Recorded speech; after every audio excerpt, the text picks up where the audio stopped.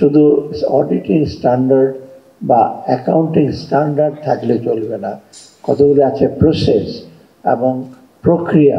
সেই প্রক্রিয়াগুলো কারা ইমপ্লিমেন্ট করে, কারা এই জিনিসটার পেছনে আছে, সেই মানুষগুলোর কোয়ালিটি, তাদের মোটিভেশন এবং তাদের স্বচ্ছতা, তাদেরও স্বচ্ছতা জবাব দিতে দরকার।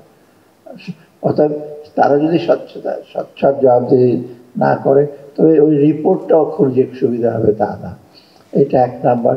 2 নম্বর হলো বাংলাদেশে এখন সময় আসছে, যেহেতু অনেক রকম ফাইন্যান্সিয়াল চ্যালেঞ্জের মধ্যে আছি আমরা, দেশের যদি বিনিয়োগ বাড়াতে চাই বা বিদেশি বিনিয়োগ বাড়াতে চাইলে আমাদের ডেফিনেটলি এই যে অডিটর এবং চার্টার্ড অ্যাকাউন্টে তাদের রোলকে আমাদের গুরুত্ব দিতে হবে এবং তাদের রোলটাকে সিরিয়াসলি নিতে হবে যে কোনো অর্গানাইজেশন। এবং সেটা কিন্তু সরকারি বেসরকারি সবার জন্য, খালি প্রাইভেট ফার্মের জন্য সেই অডিট করবে সেটা কিন্তু পাবলিক ফান্ড ম্যানেজমেন্টের জন্য কিন্তু এই অডিট অ্যাকাউন্টিং স্ট্যান্ডার্ডগুলো দরকার আছে।